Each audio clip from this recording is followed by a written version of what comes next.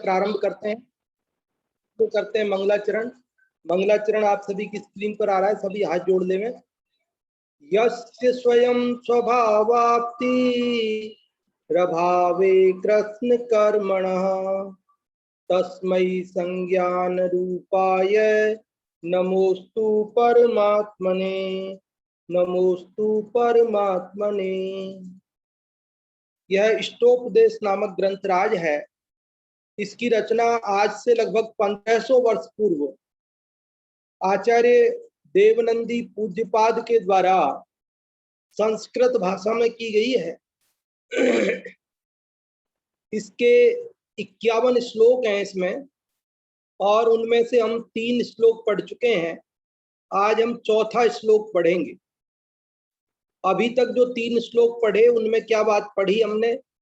पहले श्लोक में मंगलाचरण, मंगलाचरण में क्या कहा था कि जिसे स्वयं ही अपने स्वभाव की प्राप्ति हो गई है, समस्त कर्मों का क्षय हो गया है और जो ज्ञान स्वरूप है, ऐसे परमात्मा को मेरा नमस्कार हो। तो शिष्य ने प्रश्न किया कि भाई अपने आप कैसे ज्ञान रूप हो गया, कैसे अपने आप परमात्मा हो गया आत्मा? तो उसके लिए दूसरे श्लोक में उन्होंने उत्तर दिया कि जिस प्रकार द्रसद मतलब स्वर्ण पाषाण सुद्रव्यादि उपादान योग्य उपादान के मिलने पर वह कनक बन जाता है, शुद्ध सोना बन जाता है, उसी प्रकार आत्मा भी स्वद्रव्यादि चतुष्टय के मिलने पर वह परमात्मा स्वतः बन जाता है। तो फिर शिष्य ने एक प्रश्न खड़ा किया कि यदि वो स्वतः ही स्वद्रव्यादि चतुष्टय के योग से आत्मा परमात्मा बन जाता है, तो फिर उसे व्रत आदि की तो कोई जरूरत ही नहीं है। फिर व्रत संयम नियम ये सब लेने की कोई जरूरत ही नहीं है फिर तो आचार्य देव ने कहा तीसरे श्लोक में उसका जवाब कि भैया ऐसा नहीं है, व्रत धारण करना निरर्थक भी नहीं है सर्वथा, क्योंकि व्रत धारण करने से वह स्वर्ग को जाता है और अव्रत अर्थात हिंसादि पाप रूप प्रवर्तने से नरक में जाता है। और जब तक मुक्ति न मिले, स्वद्रव्यादि का योग न बने, तब तक स्वर्ग में रहना उसी प्रकार है जिस प्रकार कोई एक मित्र तो धूप में इंतजार कर रहा है और दूसरा छाया में इंतजार कर रहा है, तो उसमें बड़ा अंतर है। छाया में बैठकर इंतजार करने वाला आराम से इंतजार कर रहा है। उसी प्रकार जब तक मुक्ति का काल ना आ जाए, समय ना आ जाए, तब तक स्वर्ग में अपना समय बिता लेना ये समझदारी है। इसलिए व्रत कथनचित सार्थक हैं, कथनचित निरर्थक हैं। वे इंतजार करने के लिए स्वर्ग आदि अनुकूल स्थान प्राप्त कराते हैं, इसलिए सार्थक है। और जो हमारा लक्ष्य मोक्ष है वो प्राप्त नहीं कराते हैं, इसलिए वे निरर्थक भी हैं। अब इसके बाद शिष्य ने कहा कि देखो साहब, चौथे श्लोक में क्या बात आ रही है वो सुनो आप। शिष्य ने मानो ये कहा, प्रसम भैया सुनो, क्या कहा कि शिष्य ये कह रहा है कि आप कह रहे हो मोक्ष तो स्वद्रव्यादि चतुष्टय होने पर होएगा और स्वर्ग तो हो जाएगा व्रत आदि पालन से ही। तो फिर तो हमें व्रत आदि पालन करके और फटाफट स्वर्ग में चले जाना चाहिए। फिर मोक्ष का पुरुषार्थ करना बेकार है। अपने को तो किसका पुरुषार्थ करना चाहिए? स्वर्ग का करना चाहिए। तो उसका उत्तर देते हुए ये चौथा श्लोक लिखते हैं पूज्यपाद स्वामी। पढ़ते हैं चौथा श्लोक, देखिए आप सभी की स्क्रीन पर आ रहा है चौथा श्लोक। यत्र भावः शिवं दत्ते द्यौकी अदूरवर्तिनी यो नयत्याशु गव्यूतिम क्रोशार्धे किम ससीदति। जिन भावों से मुक्ति पद कौन कठिन है स्वर्ग, वहन करे जो दो कोस जो, कठिन कोस क्या अर्ध। हिंदी से आपको अर्थ समझ में आ ही गया होगा, फिर भी संस्कृत से और देखते हैं। यत्र भावः शिवम दत्ते, यत्र मतलब जहां, भावः कौन सा भाव, आत्म भाव, शुद्ध भाव, शिवम दत्ते, शिव अर्थात मोक्ष मुक्ति, दत्ते देता है, कि जहां शुद्ध भाव, आत्म भाव, ध्यान मोक्ष देता है।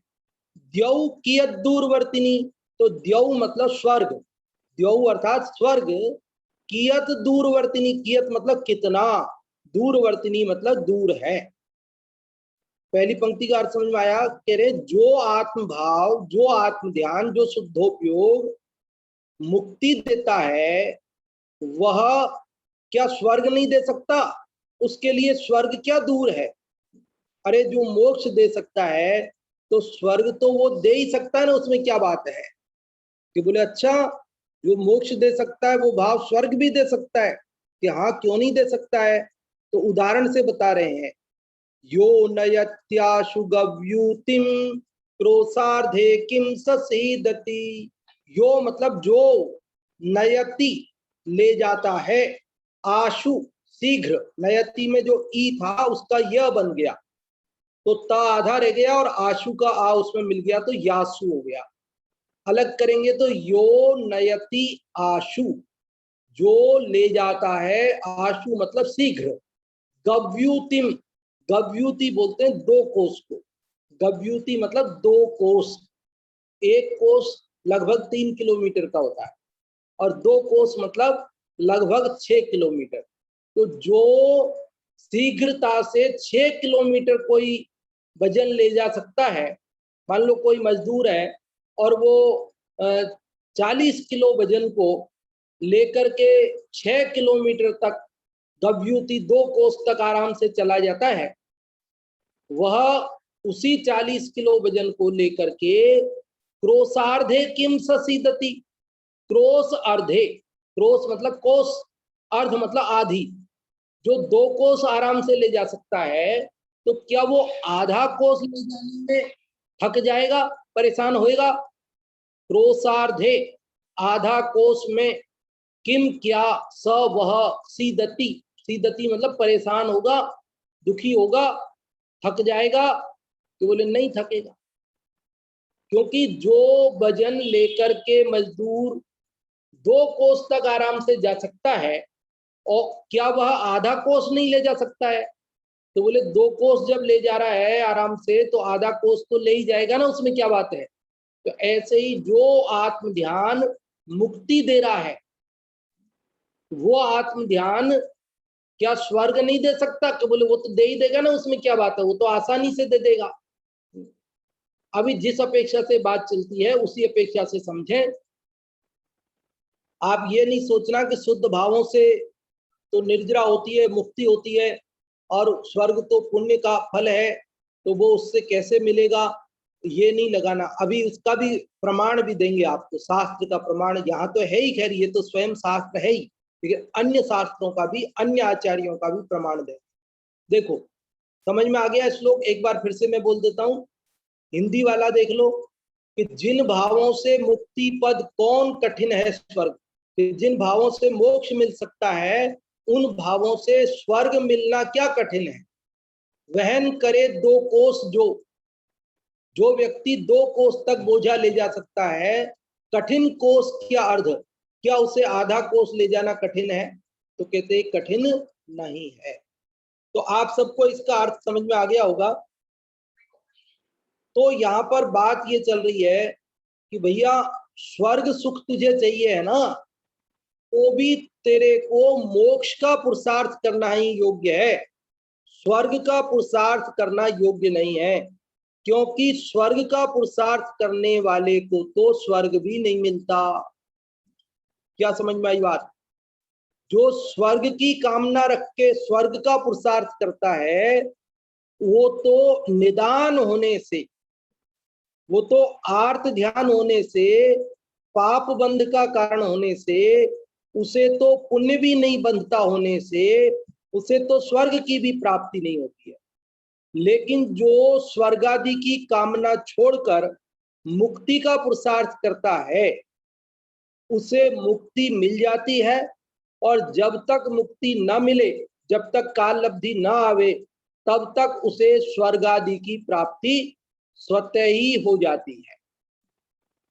यही बात तत्वानुशासन के 116 नंबर के श्लोक में भी आई है। तत्वानुशासन का 116 नंबर का श्लोक इस प्रकार है, गुरुपदेश मासाद्य ध्यायमानः समाहितैः अनंत शक्तिरात्मायम मुक्तिम भुक्तिम च यच्छति। क्या लिखा? मुक्तिम भुक्तिम च यच्छति। मुक्ति और भुक्ति, मुक्ति अर्थात मोक्ष और भुक्ति अर्थात भोग स्वर्ग, च मतलब और, मोक्ष और भोग स्वर्ग दोनों देता है ये आत्म ध्यान। इसका हिंदी अर्थ बता देता हूं आपको कि गुरु का उपदेश प्राप्त कर सावधान हुए प्राणियों द्वारा ध्यान में आया हुआ यह अनंत शक्ति वाला आत्मा आत्म ध्यान करने वाले को भुक्ति और मुक्ति प्रदान करता है। अपन बोलते ही है ना, धर्म करत संसार सुख, धर्म करत निर्वाण, धर्म पंथ साधे बिना नर तिर्यंच समान। कि धर्म करते हुए धर्म से सांसारिक सुखों की भी प्राप्ति होती है, और धर्म करने से मोक्ष का सुख निर्वाण की भी प्राप्ति होती है। और जो व्यक्ति धर्म का साधन नहीं करता है वह तो मनुष्य होते हुए भी पशु के समान है। देखो, मनुष्य को पशु कह रहे हैं, ये बात हम मनुष्यों को अटपटी लगती है कि साहब आपने हमको पशु कह दिया, लेकिन वास्तव में तो हमें पशु कह करके भी हमारा कोई अपमान ठीक से हुआ नहीं। वास्तव में असल में तो पशु का अपमान हुआ, क्योंकि पशु भी धर्म कर लेते हैं। स्वयंभू रमण समुद्र में असंख्याते तिर्यंच सम्यक दृष्टि है, 5वें गुण स्थान वाले हैं। महावीर ने शेर की पर्याय में धर्म की शुरुआत की थी, किसी ने हाथी की पर्याय में की, पारसनाथ ने, इत्यादि इत्यादि अनेक अनेक ऐसे जीव अलग अलग पर्यायों में पशु होते हुए भी धर्म की शुरुआत करते हैं। और हम मनुष्य होकर धर्म पंथ ना साधें तो हमें तिर्यंच कहना, ये तो धर्म साधने वाले तिर्यंचों का अपमान है।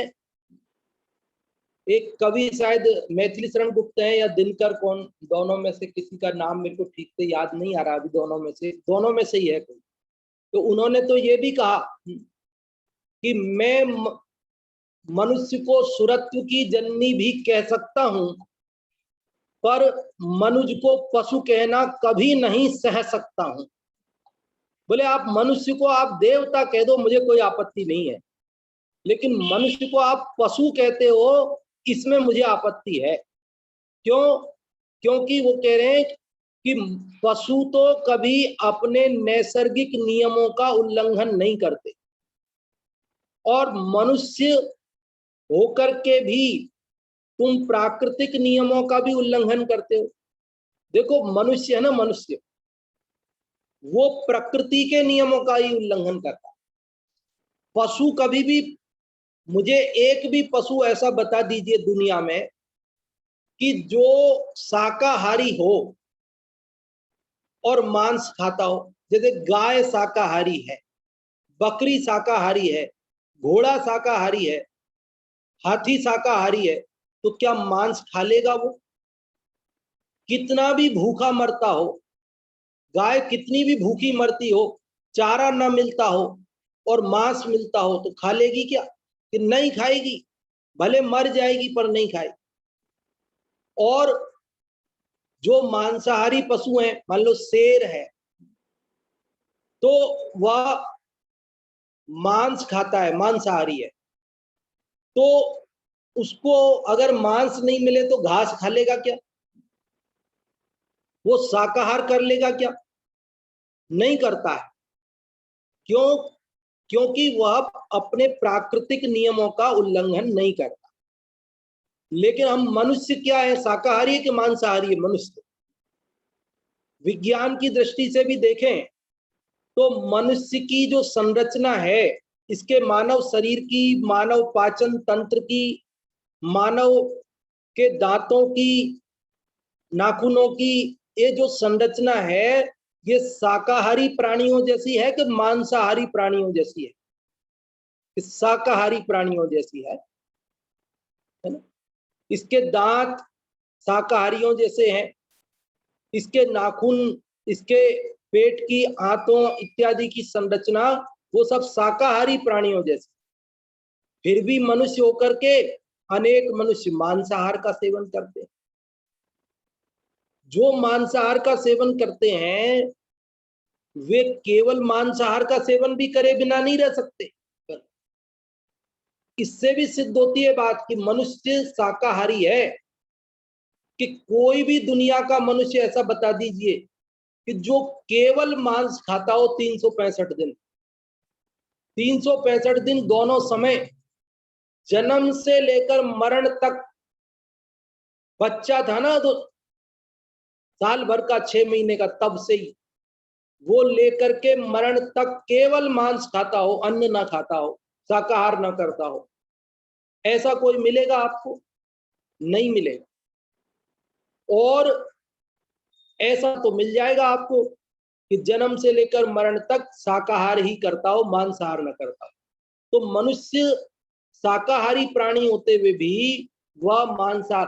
तो यहाँ जो हमने आपको उदाहरण दिया, किस बात के लिए ये बात आ गई थी, एकदम से मैं थोड़ा सा दिमाग से निकल गई बात, कि जो क्या कह रहे थे, पशु को मनुष्य नहीं, मनुष्य को पशु कहना उचित नहीं है, भले ही आप उसे देवता कह दो। तो चलो वो जो बात निकल गई दिमाग से, कोई बात नहीं, तब कहेंगे। तो बात चल रही यहाँ पर अपने चौथे श्लोक में कि जिस भाव से मोक्ष की प्राप्ति होती है वह भाव क्या स्वर्ग नहीं दे सकता है? हाँ, बात यहाँ से चल रही थी अपनी कि धर्म करत संसार सुख, धर्म पंथ निर्वाण, धर्म पंथ साधे बिना नर तिर्यंत समान। तो मनुष्यों को धर्म का साधन करना चाहिए, जो नहीं करते हैं वे पशु के तुल्य हैं, ऐसा इस श्लोक में दोहे में कहा गया है। तो उस बात पे अपन बात वहां तक चले गए थे। वापस लौट के अपन आगे, कहने का मतलब इस श्लोक में जो बात कही जा रही है कि जो आत्म ध्यान हमें मोक्ष देता है, वो आत्म ध्यान क्या स्वर्ग नहीं दे सकता है? जो स्वर्ग के लिए हमें अलग से पुरुषार्थ करने की जरूरत है? कह रहे नहीं भैया, अलग से पुरुषार्थ करने की जरूरत नहीं है। और यही बात तत्वानुशासन के इस 116वें श्लोक में भी कही कि भैया आत्म ध्यान करने वाले को भुक्ति और मुक्ति दोनों की प्राप्ति होती है। अब आपका प्रश्न हो सकता है कि भुक्ति और मुक्ति दोनों मिलती है, तो दोनों तो परस्पर विरोधी बातें हैं। एक तो मुक्ति तो अलग चीज है, जहाँ समस्त कर्मों का अभाव है, अतीन्द्रिय सुख है, अनंत काल के लिए वह अवस्था है। और भुक्ति स्वर्ग तो जो है वैसा नहीं है, वहां तो कर्म का सद्भाव है, इंद्रिय जन्य सुख है और परमानेंट भी नहीं है। तो किसको भुक्ति मिलती है, किसको मुक्ति मिलती है, ये बात तत्वानुशासन में अगले ही श्लोक में खुलासा कर दी उन्होंने 117 नंबर पे। देखो क्या कहा 117वें श्लोक में, ध्यातो रहत सिद्ध रूपेण चर्मांगस्य मुक्तये तद्ध्यानोपात्त पुण्यस्य स एवान्यस्य भुक्तये। इसका हिंदी अर्थ ऐसा है कि जो, देखो पूरा अर्थ बताता हूं, नहीं तो संक्षेप में बता देता हूं। सार रूप में इसमें ये बात है कि जो चरम शरीरी जीव होते हैं उनको तो आत्म ध्यान मुक्ति देता है, और जो अचरम शरीरी जीव होते हैं उन्हें आत्म ध्यान भुक्ति देता है। ये चरम शरीरी, अचरम शरीरी क्या है? चरम का मतलब होता है अंतिम, चरम शरीरी मतलब अंतिम शरीर वाले, मतलब जिनकी काल लब्धि आ गई, स्वद्रव्यादि चतुष्टय मिल गए, ये अंतिम शरीर है। अब दूजी माता नहीं होगी, अब दोबारा शरीर धारण नहीं करेंगे। ऐसी स्थिति जिसकी होती है उसे तो आत्म ध्यान से मुक्ति मिलती है। और अभी जिसके भव बाकी हैं, अभी जिसे और शरीर धारण करना बाकी है, ऐसे जीवों को यह आत्म ध्यान क्या देता है? भुक्ति, भोगों की प्राप्ति कराता है, स्वर्गादिक की प्राप्ति कराता है। यही बात तत्वार्थ सूत्र में भी आई है। तत्वार्थ सूत्र तो दिगंबर श्वेतांबर सभी को मान्य ग्रंथ है। क्या आया उसमें? सम्यक त्वं च, देवायु के आश्रव के कारण गिनाए, वहां सम्यक त्वं च, सम्यक दर्शन को भी देवायु के आश्रव के कारणों में गिनाया। वहां टीकाकारों ने उसका खुलासा भी किया कि भाई सम्यक दर्शन को आप देवायु के आश्रव का कारण कह रहे हो, सम्यक दर्शन तो मोक्ष का कारण है, सम्यक दर्शन तो आश्रव का नहीं निर्जरा का कारण है, और आप कह रहे हो कि देवायु के आश्रव का कारण है। तो उन्होंने कहा भैया सम्यक तो आश्रव का कारण नहीं है, किंतु सम्यक के साथ रहने वाला जो शुभाव है, जो शुभराग है, मंद राग है, मंद कसाय का परिणाम है, वह स्वर्ग का कारण है।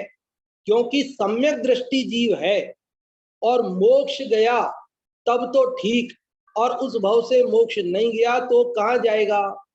नरक में तो जाएगा नहीं। सम्यक दृष्टि नरक में तो जाएगा नहीं, तो कहां जाएगा? कि बोले वो स्वर्ग में जाएगा, देवगति में जाएगा, अन्य जो करुणान योग के अनुसार जहां जहां जा सकता है वो सब समझ लेना। लेकिन देवायु के आश्रम का कारण भी उसे गिनाया है। देवायु के कारणों में सराग संयम, संयमा संयम, अकाम निर्जरा, बाल तप, इन सबको देवायु के आश्रम के कारण गिनाए हैं। तो जो मुक्ति के कारण हैं वे शुद्ध भाव आत्म ध्यान स्वर्ग भी दिला देंगे। स्वर्ग के लिए तुम्हें अलग से पुरुषार्थ करने की जरूरत नहीं है। देखो एक वैज्ञानिक थे, ऐसा सुनते हैं, पता नहीं, जो सुना वो बताते हैं। एक वैज्ञानिक थे बड़े, और उन्होंने एक बिल्ली पाल रखी। वो बिल्ली थी और उसके छोटा एक बच्चा था।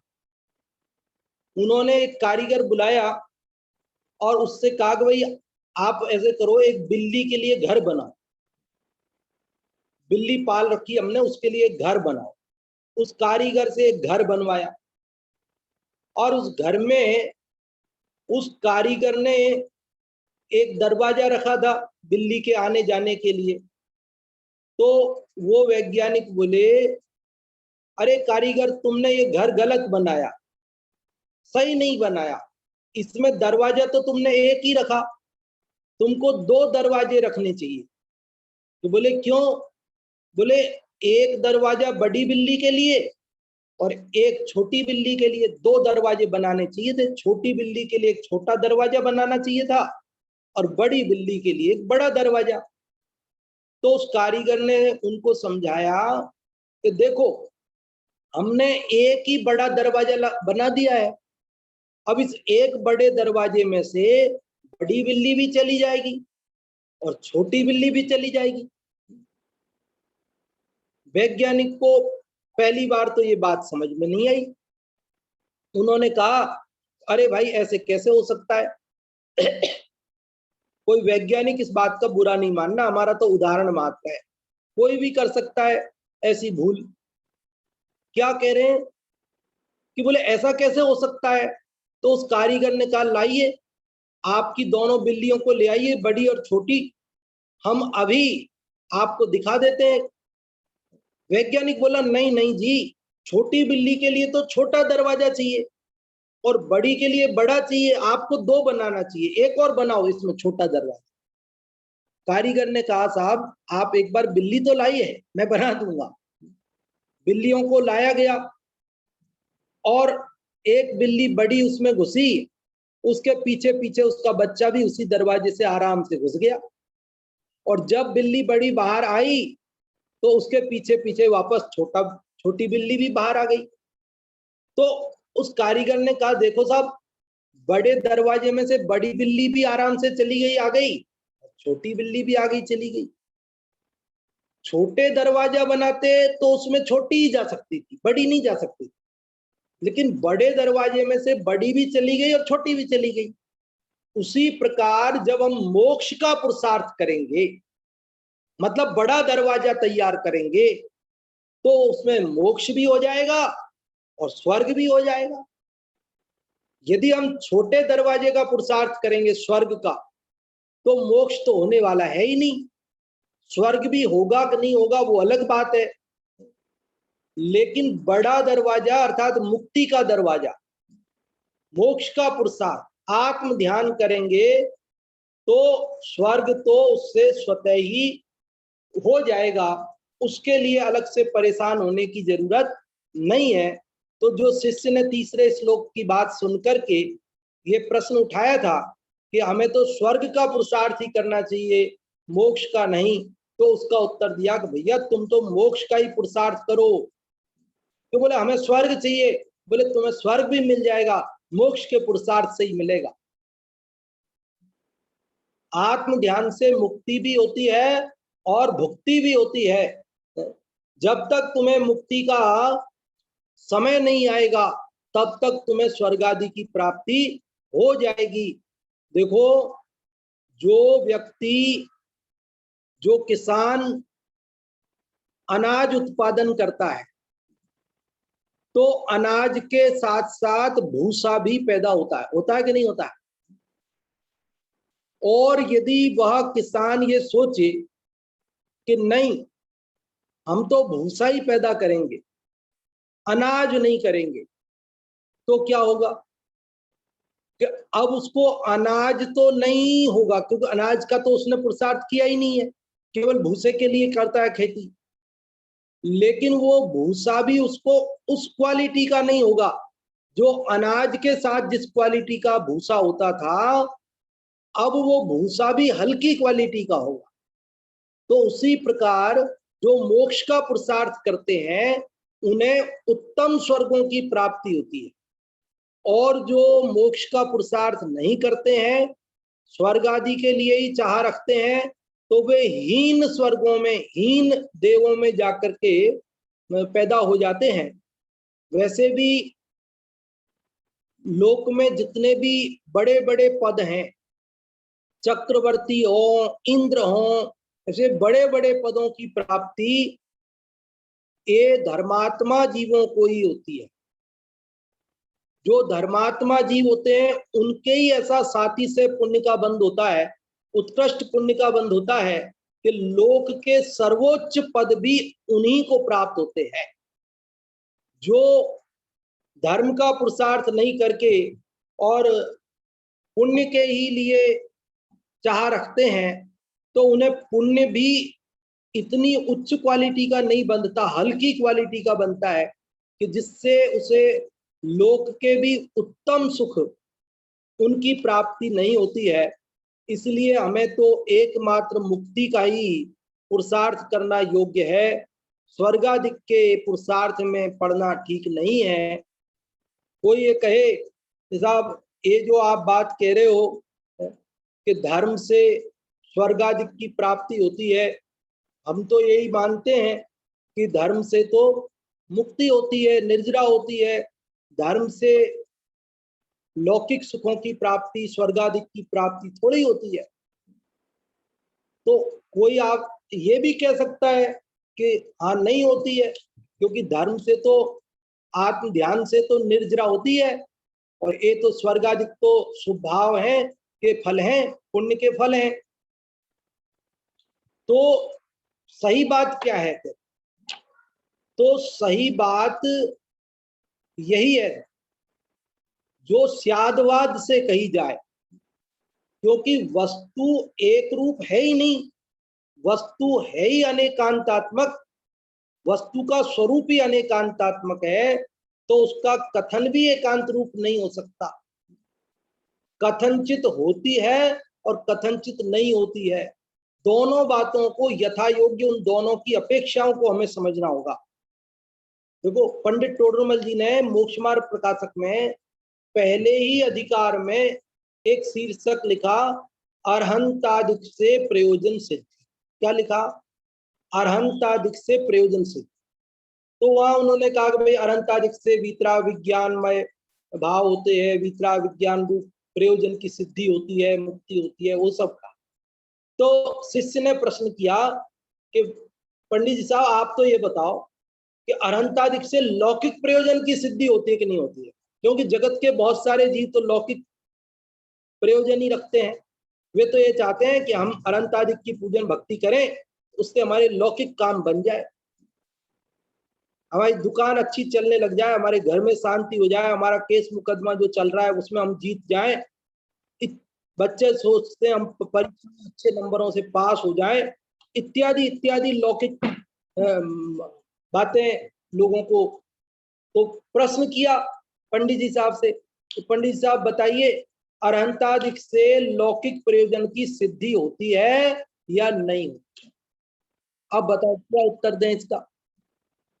कई विद्वान तो आपको ये उत्तर देंगे, यदि आप उनसे पूछो तो वो सीधे सपाट एक उत्तर देंगे, नहीं होती, ये तो मिथ्यात्व है ऐसा मानना। अर्हंतादिक से लौकिक प्रयोजन की सिद्धि होती है ऐसा मानना तो मिथ्यात्व है, नहीं होती, बिल्कुल नहीं होती, अर्था नहीं होती, ऐसा बोलेंगे। और कोई विद्वान आपको ऐसे मिलेंगे जो ये कहेंगे हाँ जी होती है, उसी से होती है, जरूर होती है, बिल्कुल होती है, सर्वथा होती है। लेकिन पंडित टोडरमल जी का संतुलन देखिए, वे ना तो ये कहते हैं कि नहीं होती है, ना वे ये कहते हैं होती है, फिर क्या कहते हैं?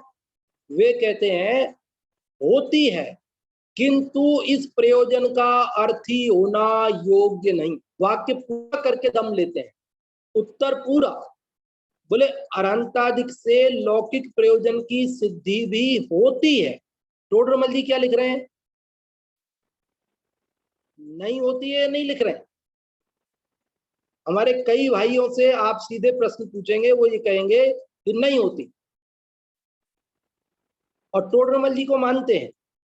लेकिन टोडरमल जी क्या लिख गए हैं वो बात ध्यान में नहीं रहती। टोडरमल जी कह रहे हैं भैया अनंतादिक से प्रयोजन सिद्धि होती है किंतु, अब ये किंतु बड़ा खतरनाक होता है ना उनका, किंतु इस प्रयोजन का अर्थी होना योग्य नहीं।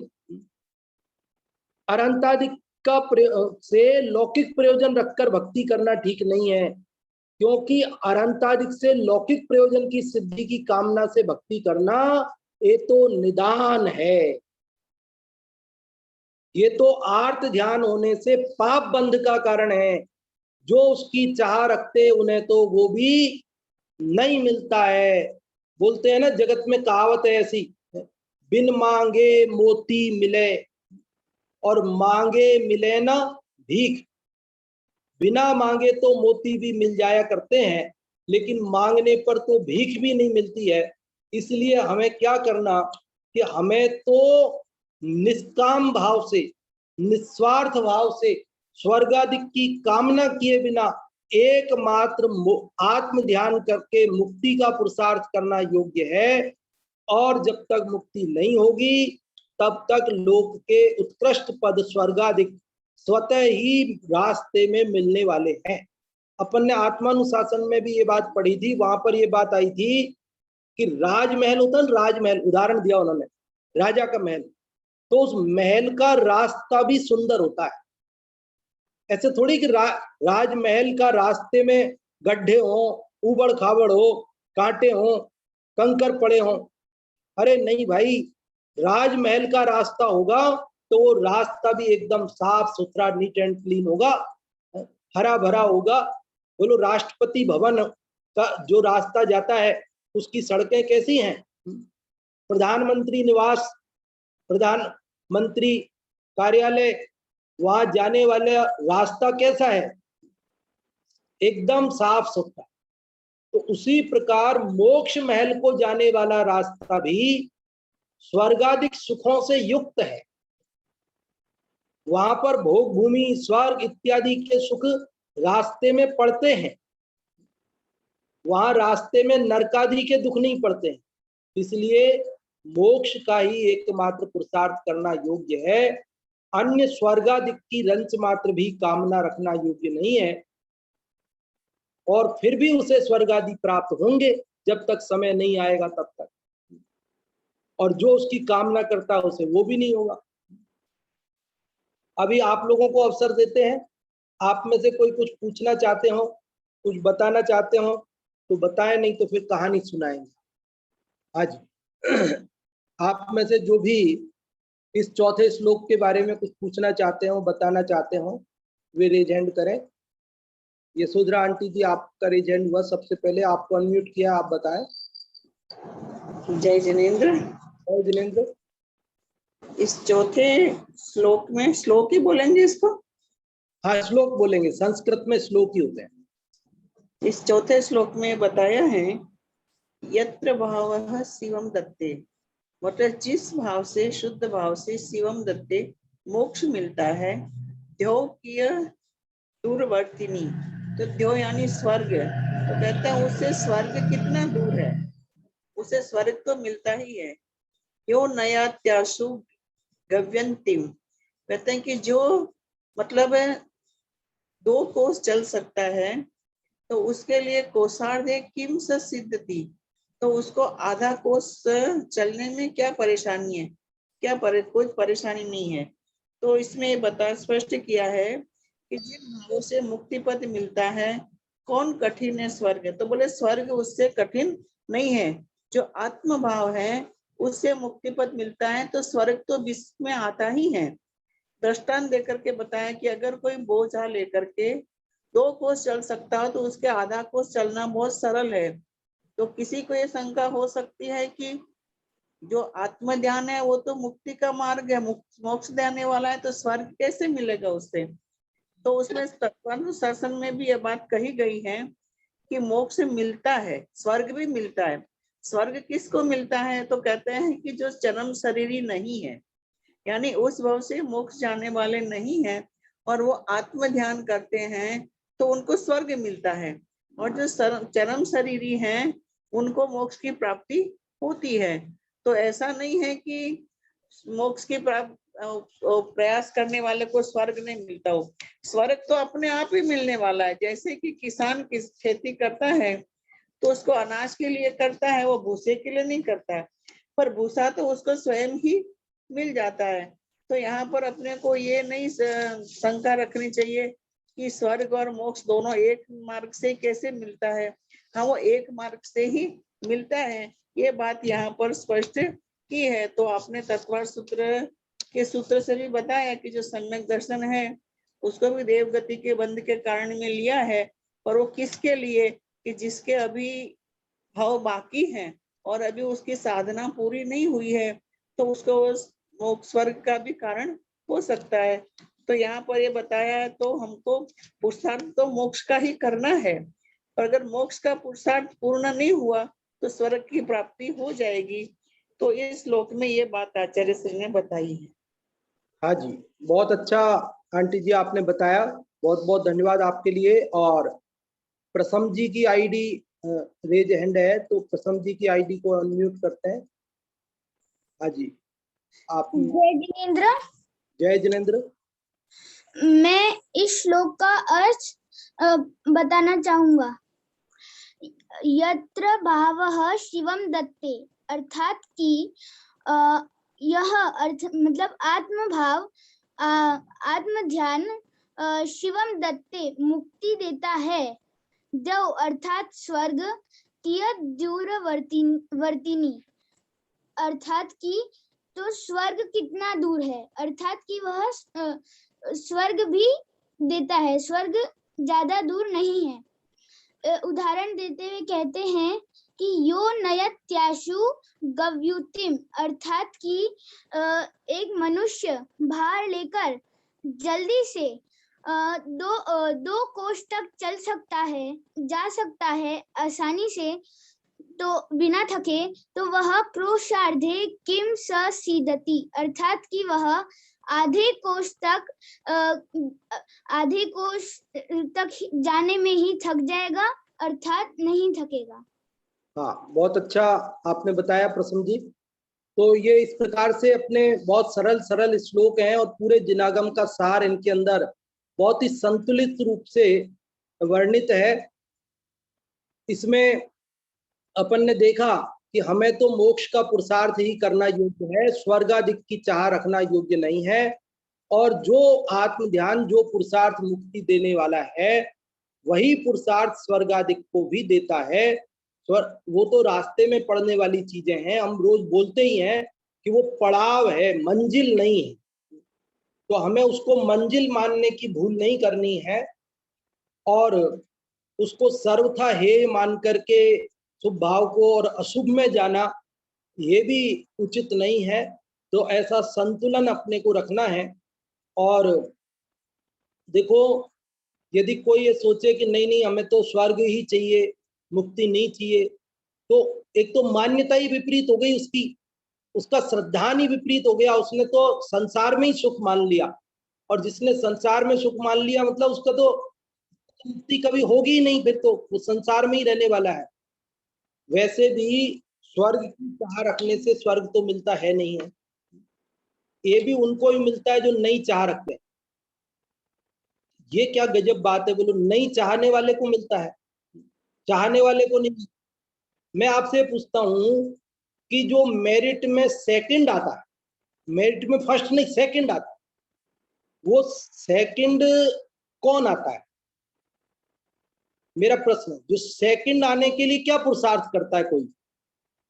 सेकंड कौन आता है? भैया, सेकंड का कोई भी पुरुषार्थ नहीं करता, और सेकंड का जो पुरुषार्थ करता है वो सेकंड भी नहीं आता है।